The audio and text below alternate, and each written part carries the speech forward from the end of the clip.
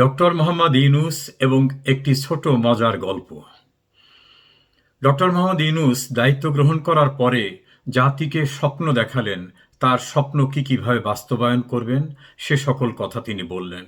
খুবই সহজ সরলভাবে গোটা জাতিকে উদ্বুদ্ধ করার জন্য যেভাবে কথা বললে আকৃষ্ট হন সেভাবে তিনি কথা বললেন। স্বপ্ন পূরণের অধ্যায় শুরু হলো। প্রথমেই ওনার বিরুদ্ধে দায়ের করা একটা ফৌজদারি মামলা হাইকোর্ট উনি বাতিল চেয়েছিলেন। হাইকোর্ট বললেন যে না, এই মামলা বাতিল করার অবকাশ নাই। তার বিরুদ্ধে উনি সুপ্রিম কোর্ট করলেন।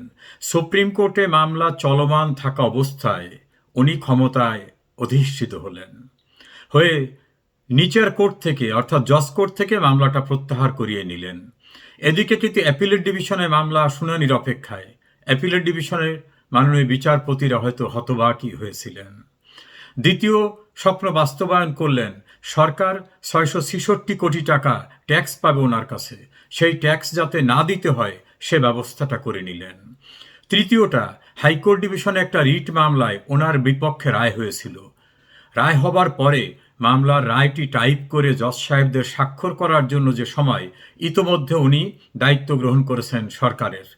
উনি আসার সঙ্গে সঙ্গে একজন বিচারক অপারগতা জানালেন, অর্থাৎ ও মামলার রায় অকার্যকর হয়ে গেল। শ্রম আইন লঙ্ঘনের দায়ে শ্রম আদালতে যে কটি মামলায় ওনার সাজা হয়েছিল, রাতারাতি সব মামলাগুলো প্রত্যাহার হয়ে গেল। ওনার বিরুদ্ধে দায়ের করা যত লিগ্যাল প্রসিডিংস বিভিন্ন জায়গায় ছিল, সবগুলি একেবারে অকল্পনীয় সময়ের ভিতর প্রত্যাহার হয়ে গেল। দুর্নীতি দমন কমিশন পর্যন্ত ওনার বিরুদ্ধে দায়ের করা মামলা নিজেরা গিয়ে দরখাস্ত দিয়ে প্রত্যাহার করে নিয়ে আসলেন। ওনার স্বপ্ন পূরণের দ্বিতীয় অধ্যায় শুরু হলো। উনি নিজের নামে গ্রামীণ বিশ্ববিদ্যালয় নিয়ে নিলেন। ওনার আপন ভাতিজা, যার সাংবাদিকতার কোনো অভিজ্ঞতা নাই, তাকে উনি ডেপুটি প্রেস সেক্রেটারি করে জাতিসংঘের সংক্ষিপ্ত টিমের ভিতর উনি নিয়ে গেলেন। ওনার গ্রামীণ সেন্টারের নির্বাহী পরিচালক লামিয়া মোর্শেদ, তাকে সরকারের এসডিজি মুখ্য সমন্বয়ক অর্থাৎ অত্যন্ত গুরুত্বপূর্ণ একটি পদে উনি বসিয়ে দিলেন, যদিও তার সরকারি কাজ করার কোনো অভিজ্ঞতা নাই। ম্যান পাওয়ার লাইসেন্স অর্থাৎ বিদেশে জনশক্তি রপ্তানির লাইসেন্স নিয়ে নিলেন। উনি ডিজিটাল ওয়ালেটের প্রাথমিক অনুমোদন করিয়ে নিলেন। ওনার কোনো প্রতিষ্ঠানকে কখনো ট্যাক্স দিতে হবে না, কখনো না 5 বছর ট্যাক্স দিতে হবে না, সে ব্যবস্থাটা করে নিলেন। শুধু কি সেখানেই উনি থামলেন? প্রতিপক্ষ যাতে কথা বলতে না পারে এজন্য স্টিম রোলার চালু করলেন।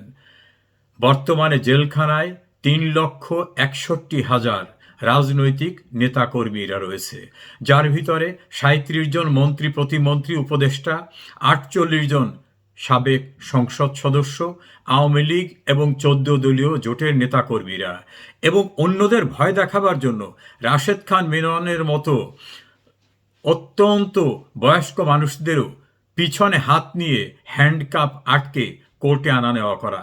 কোর্টের ভিতরে পুলিশ কাস্টডিতে থাকা অবস্থায় জাসদ নেতা এবং বীর মুক্তিযোদ্ধা হাসানুল হক ইনুকে মারধর করা, সুপ্রিম কোর্টের অ্যাপিলেট ডিভিশনের অবসরপ্রাপ্ত বিচারপতি শামসুদ্দিনকে মারধর করা, সাবেক আইনমন্ত্রীকে মারধর করা, আইনজীবী নিয়োগ হলেও তাদেরকে মারধর করা এবং কোর্ট থেকে বের করে দেওয়া, একসঙ্গে অনেকগুলো আইনজীবীকে জেলে যেতে হলো। অর্থাৎ কোনোভাবে যাতে প্রতিবাদ প্রতিরোধ হতে না পারে তার জন্য যে ব্যবস্থা, প্রত্যক্ষ পরোক্ষভাবে সেটা করলেন। মামলার তো শেষ নাই। মাননীয় প্রধানমন্ত্রী শেখ হাসিনার একার বিরুদ্ধেই 400-র উপরে মামলা, তার অধিকাংশ হত্যা মামলা।